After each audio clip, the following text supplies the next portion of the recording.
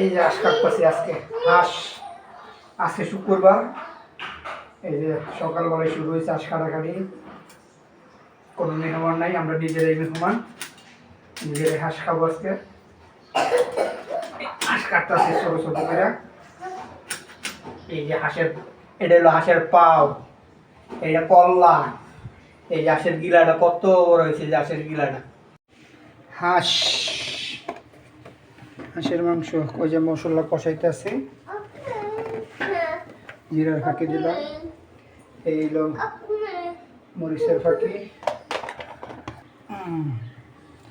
এলো হলুদ, ধনিয়া,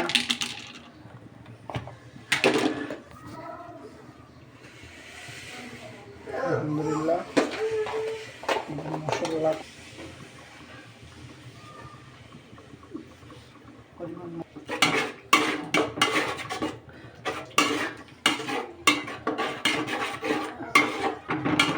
মশলা বানাইতেছি, মশলা কষাইতেছি। হাত দোয়া করবে তোমার, আপনারা সবাই আমার জন্য দোয়া করবেন। আমার বউ আমার দিয়ে খালি রান্না বাড়া করায়, খালি আমার হাতের রান্না নাকি ভালো, খাইতে বলে অনেক স্বাদ। কেরম স্বাদ তা জানি না, মানুষও কয় আমার হাতের রান্না বলে অনেক ভালো। সব উপরওয়ালার ইচ্ছা।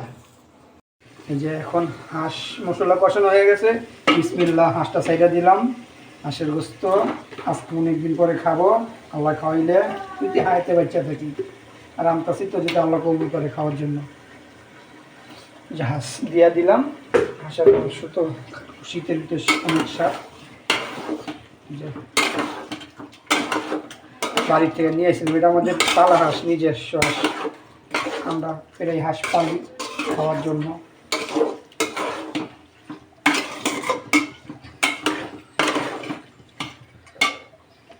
হয়ে গেছে, প্রায় কষাইতেছি। আজকে কষাটাই খাবো আমরা, কষাটাই খাবো, ঠিক আছে। এটা হলো হাঁসের মাংস। এই যে আমাদের বাবু ইব্রাহিম আইসা করছে আজ খাওয়ার জন্য।